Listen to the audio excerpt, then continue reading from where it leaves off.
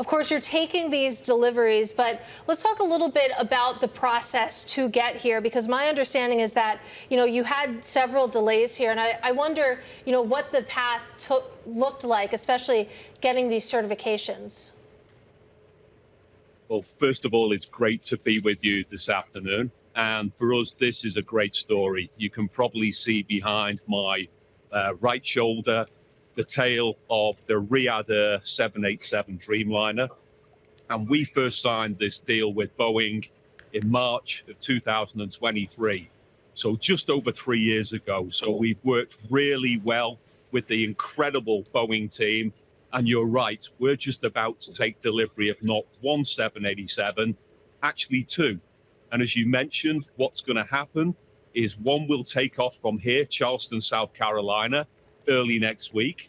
The other one will take off from Seattle. Mm-hmm. We've got it timed so they actually converge over Europe, and then they'll fly in together into Riyadh the following morning. They'll land one after another. And for us, that's a historical moment. It's the establishment of the new national carrier of the Kingdom of Saudi Arabia. And our mandate, as you said, is 100 cities within the first 5 years. It doesn't get any better than that in our line of business. And Tony, of course, we're talking about those Boeing Dreamliners. You are standing in front of a Boeing building as well. But I want to talk a little bit about Airbus as well, because you're supposed to be taking delivery of A320s this year. That program is delayed. So what is your expectation as it stands right now as to how many Airbus jets you will be receiving this year? So the Airbus program has currently held solid. We take our first Airbus delivery at the back end of this year. But of course, the first deliveries were always going to be the incredible Boeing 787 Dreamliner. And what's unique behind the product behind me is the cabin. This cabin, in our opinion, is a bit of a game changer. Not only is it the standards that it sets in terms of comfort, quality, we try to bring the elegance and the grace back into commercial air travel. But it's also got a premium economy product in here as well. This premium economy product, we think people are absolutely going to love it. And in all honesty, it's better than many of the business class products out there. So when you see it, when the traveling public see it, I think Riyadh Air is going to be a big hit. Of course, I would say that, wouldn't I? Yes. But this is the biggest startup in our line of business in the Middle East since Emirates. Historical moment. We're super excited, and Boeing have been amazing. Well, speaking of which, you're launching an airline at potentially the most difficult period for an industry in the region. Rivals in Qatar and the UAE have yet to recover, and capacity in the region has declined overall. How did you prepare for this moment? How are you bracing yourselves for this environment that you're launching? And it's not easy.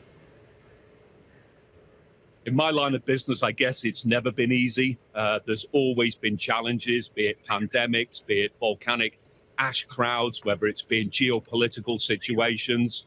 So I guess in some ways, it's a tough business, and this is a complex undertaking. That said, all the fundamentals for us remain exactly the same as they were when just over 3.5 years ago, we signed this contract with Boeing. We've got 22 cities we want to connect to in the next 9 months.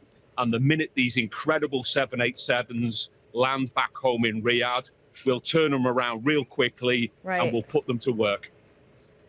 Tony, you had previously said that you plan to operate 100 destinations within 5 years by 2030. You're about 1.5 years behind your original schedule. So is that achievable?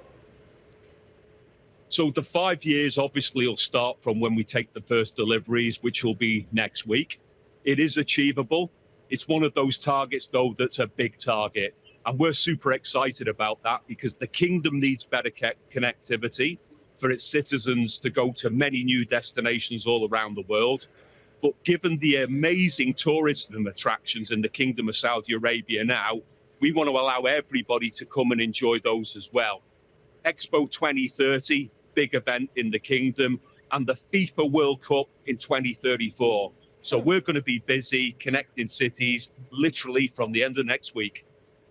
Well, let's see how, of course, the World Cup in 2026 goes. A lot of hand-wringing about New Jersey Transit. That's a whole different conversation. I do want to talk a little bit about fuel costs and talk a little bit about oil, because certainly the past 3 months that we've seen in energy costs, I'm sure you weren't exactly expecting that as you counted down to your launch here. So how are you handling oil costs? Are you hedging your oil, or how are you approaching it? I guess you won't speak to any airline executive who won't explain the concern around a rapid increase in fuel costs. It's the biggest single cost to all of our businesses. But I think, as we've always seen before, it fluctuates. We hope that once the conflict is resolved, there is some degree of moderation in the right direction coming down. But interestingly, I'll go back to that premium economy product. What this gives us is a value offering. It's the stepping stone between economy and business class. We think people are going to love this, because as ticket prices inevitably go up, this gives actually an alternative proposition. It's super comfortable, extra leg space. It's the first premium economy product as well, Right. which will have sports leisure wear as part of the offering. For many airlines, you might not even see that in business class.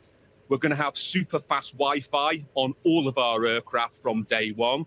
We've got the world's most modern in-flight entertainment system. It's called a Strover, super high definition screens, which you can cast your mobile device through the super fast Wi-Fi link to. So all in all, what we're in the market to do is present value. And we think the guest is going to really enjoy this proposition.